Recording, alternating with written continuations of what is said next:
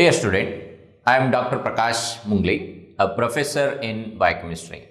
So in this video, I will be explaining you all about vitamin C, which is also referred as ascorbic acid or ascorbate. Ascorbic acid is also referred as anti-scurvy substance because it's going to prevent a disease called scurvy. And one of the important function of vitamin C is it is a strong reducing agent. Now, when it comes to the structure of vitamin C, so vitamin C, it resembles like hexose. Hexose, example for hexose is a glucose, which is a 6 carbon molecule. So in vitamin C also, so we have 6 carbons here. So as I am writing here, so number 1 carbon, number 2, number 3, number 4, 5 and 6 carbon. So there are 6 carbon here. So it kind of resembles hexose. And since hexoses can be classified as like L and D isomers, levo and extrorotatory. So ascorbic acid also has this kind of rotatory nature. So we have L and D isomers of ascorbic acid. So only L-ascorbic acid has a vitamin activity. Now when it comes to the synthesis of vitamin C, that is ascorbic acid, so it is synthesized by most of the plants and animals by a uronic acid pathway. So what only thing is humans cannot synthesize vitamin C because we lack an enzyme in uronic acid pathway, and that enzyme is L-gluconolactone oxidase. Make sure you remember this. Humans lack L-gluconolactone oxidase, which is necessary for the conversion of gluconolactone into ascorbic acid. So the enzyme L-gluconolactone oxidase is necessary for the conversion of gluconolactone into ascorbic acid, and humans lack that enzyme, and that's why we won't be able to synthesize ascorbic acid. And ascorbic acid is an essential vitamin for us. That means we need to take that vitamin in our diet. Let's look at dietary sources for vitamin C. Food sources for vitamin C include citrus fruits. One of the richest source of vitamin C is citrus fruit.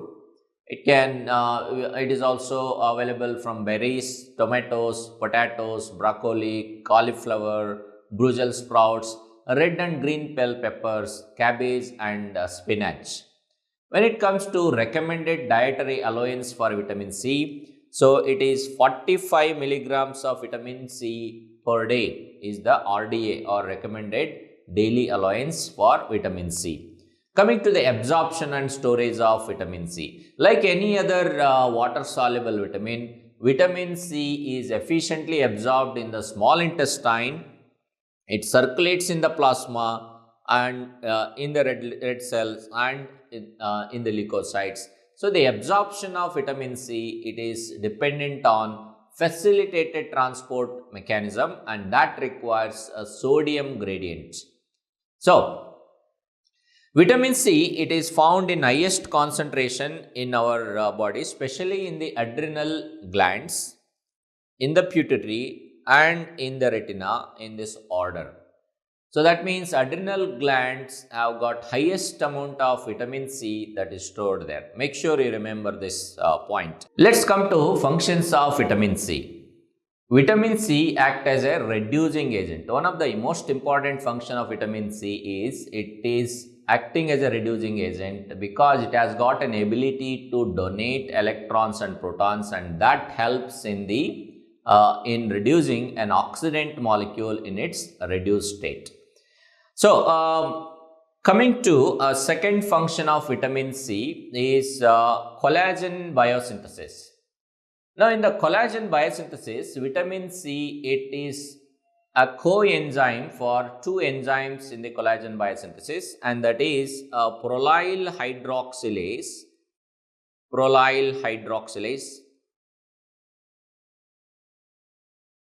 and lysyl hydroxylase. Prolyl hydroxylase and lysyl hydroxylase, these are the two enzymes that are necessary for hydroxylation of proline and lysine respectively. So, proline is hydroxylated into hydroxyproline and lysine is hydroxylated into hydroxylysine, and for these two enzymes, vitamin C acts as a coenzyme. So, what is the purpose of hydroxylation of proline and lysine in collagen biosynthesis? The hydroxylation is required for stabilizing a triple helical structure of a collagen molecule, thereby a mature, strong collagen can be synthesized. So, by participating in collagen biosynthesis, ascorbate plays a role in the formation of matrix of the bones, cartilage and connective tissue. Coming to the third function of vitamin C, it is a neurotransmitter synthesis. Vitamin C as a coenzyme, it is participating in the conversion of dopamine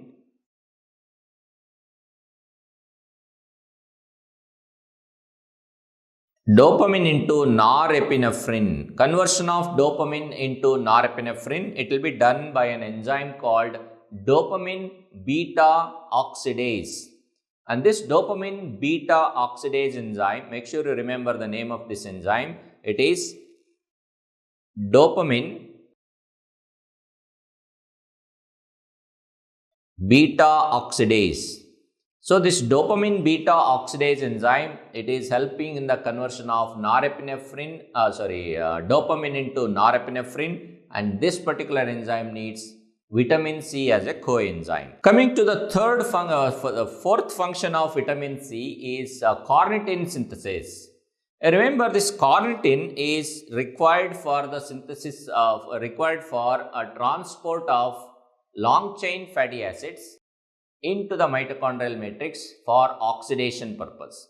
So, the fatty acid oxidation in the mitochondria is indirectly dependent on ascorbic acid or vitamin C. Why? Because carnitine, which is necessary for long chain fatty acid oxidation in the mitochondrial matrix, so it is synthesized in the liver predominantly, and during that synthesis there is a need of an enzyme called trimethyl lysine hydroxylase.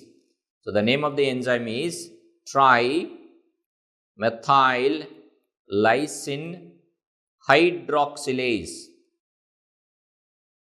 So, this trimethyl lysine hydroxylase is a vitamin C dependent enzyme, and vitamin C, it helps in this formation of carnitine synthesis. That's how vitamin C is helping in carnitine biosynthesis there. Vitamin C is also involved in bile acid synthesis, because a rate limiting and regulated enzyme in bile acid synthesis is 7-alpha hydroxylase enzyme, 7-alpha hydroxylase. So, this 7-alpha hydroxylase enzyme, it needs vitamin C as the coenzyme, and that's where bile acid synthesis needs vitamin C for an enzyme 7-alpha hydroxylase. Make sure you remember that name of that enzyme there. And also vitamin C, it is helping in the absorption of non-heme iron. What is non-heme iron? Non-heme iron, it exists as Fe3+, and usually it is Fe3+, it is a ferric form of an iron, and this ferric iron is not absorbed in the stomach. It has to be converted into its reduced form, that is Fe2+, which we refer it as ferrous iron. So, ferric form of an iron has to be converted into ferrous form of an iron for the absorption process. So, the iron that is present in plant source like green leafy vegetables which are containing iron, so like spinach which has iron, it is there in the form of ferric iron. So, it has to be converted into ferrous iron in the stomach, and that needs vitamin C. So, that's where vitamin C, it helps in the reduction of Fe3+ into Fe2+ and enhances the absorption of iron. That's why when in the iron supplementation, whenever ferric iron supplementation is done, So it will be supplemented with vitamin C. And also it's a good idea to add lime or lemon, which is a citrus fruit family, with the salads like green leafy vegetables, salad containing green leafy vegetables, where lime and lemon added, it will help in the absorption of iron. Make sure you remember that also. Now, it is also involved in steroidogenesis, that is oxidation reduction potential of ascorbate helps in steroid hormone synthesis in adrenal cortex. That's why remember vitamin C is rich, stored at highest concentration in the adrenal gland, because there is synthesis of, conversion of dopamine into norepinephrine, and also there is formation of steroid hormone there. Coming to tyrosine metabolism, vitamin C is involved in tyrosine catabolism, breakdown of tyrosine, and one of the enzyme there in the tyrosine catabolism pathway is 4-hydroxyphenylpyruvate dioxygenase enzyme. This 4-hydroxyphenylpyruvate dioxygenase enzyme, it needs vitamin C as the coenzyme. So remember that particular enzyme name. And the last function, as I already told you in the beginning, the antioxidant function. So since vitamin C is a strong reducing agent, so it is able to donate electrons and protons, thereby it will neutralize free radicals, and by neutralizing free radicals, so vitamin C can decrease oxidation of DNA, it will arrest protein damage, it reduces lipid peroxidation, it will decrease LDL oxidation, and that's how it will help in providing several health benefits, especially in prevention of atherosclerosis and coronary artery disease.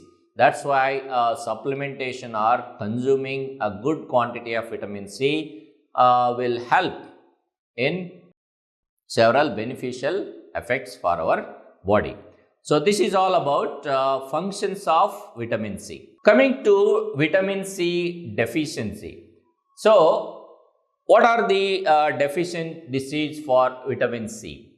Deficiency of vitamin C will give rise to a disease called scurvy. Scurvy is the name of the disease, which is because of deficiency of vitamin C. So deficiency of ascorbate decreases its role as the coenzyme and other functional effects, thereby leading to signs and symptoms that are seen in scurvy. Now, one of the prominent effect of vitamin C deficiency is on collagen biosynthesis. That means the signs and symptoms that you are going to see in vitamin C deficiency, directly or indirectly, it is around this collagen biosynthesis effect. So, where exactly vitamin C is involved in collagen biosynthesis? As I have previously explained, vitamin C is an important coenzyme for two enzymes involved in collagen biosynthesis, and that is prolyl hydroxylase and lysyl hydroxylase enzyme. So whenever vitamin C is deficient, so there will be decreased activity of prolyl hydroxylase and lysyl hydroxylase enzymes, and thereby improper collagen synthesis will be going on, and this kind of improper collagen molecule will be incorporated in the body tissues, and that will give rise to several signs and symptoms. So what are the signs and symptoms that are related with vitamin C deficiency, which will give rise to scurvy? It is fragile blood vessels, because blood vessels contain collagen molecule. So improper collagen incorporated in the blood vessels, so it will lead to a breakdown of blood vessels, so or the rupture of blood vessels, leading to fragility. And also because of the fragile blood vessels, there will be release of or the leakage of blood into the skin. So basically it leads to hemorrhages beneath the skin. It can be a small hemorrhage or like a little bit bigger hemorrhages. Accordingly, we will name that as petechiae or ecchymosis. Petechiae or ecchymosis. So let me write it down. Petechiae is a small millimeter hemorrhage under the skin, or ecchymosis. Petechiae or ecchymosis. So these are bleeding beneath the skin, and also bleeding can be seen in the joint space also. bleeding in the joint space, or bleeding under the nail bed. So bleeding under the nail bed, we call it as periungual hemorrhages. Bleeding can be around hair follicle. So it will be like this. This is the hair follicle here. So the capillaries around the hair follicle can start bleeding. So bleeding around the hair follicle can be seen. So that type of bleeding we call it as corkscrew hemorrhage, corkscrew hair or corkscrew hemorrhage.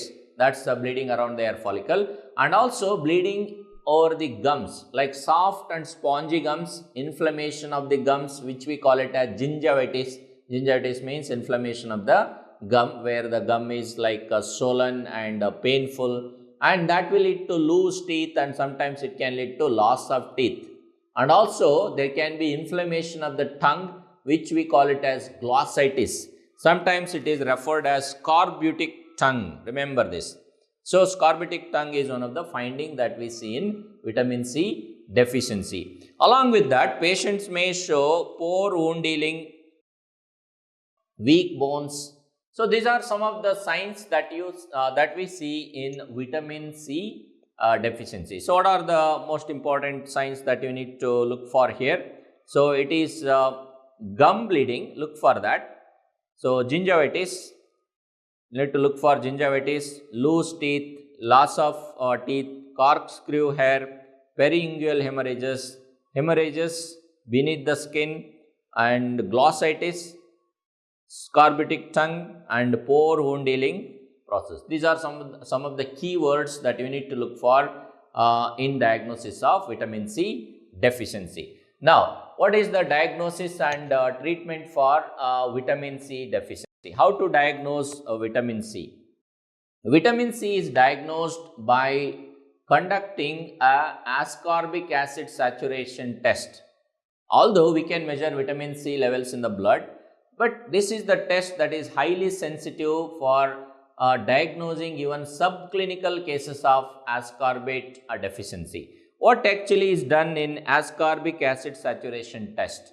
So when ascorbate is supplemented, the tissues will take up ascorbate first, and rest is appearing in the blood, and eventually it will be excreted in the urine. So whenever we provide ascorbate to a patient whom we are suspecting that there is ascorbate deficiency, so as the ascorbate is given, so the tissue, since they are deficient in ascorbate, they will take up most of the ascorbate, and anything in excess, it will be there in the blood and it will be filtered out into the urine. So when you measure urinary levels of ascorbate, so if the urinary levels of ascorbate is lower when compared to a normal person, so that means person had vitamin C deficiency. That's why majority of that vitamin C is taken up by the tissue compared to a normal person who did not had vitamin C deficiency. So appearance of less vitamin C in the urine is a positive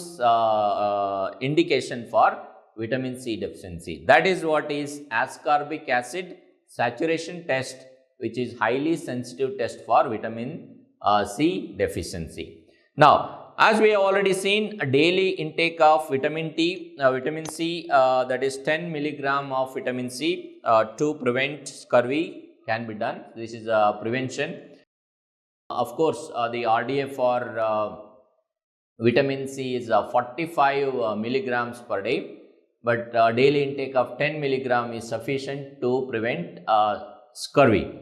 So along with the RDA, whatever the food content that has vitamin C, along with that, this is the supplementation of vitamin C. So that's all about vitamin C, all the points, deficiency, RDA, and prevention, all about vitamin C. Thank you.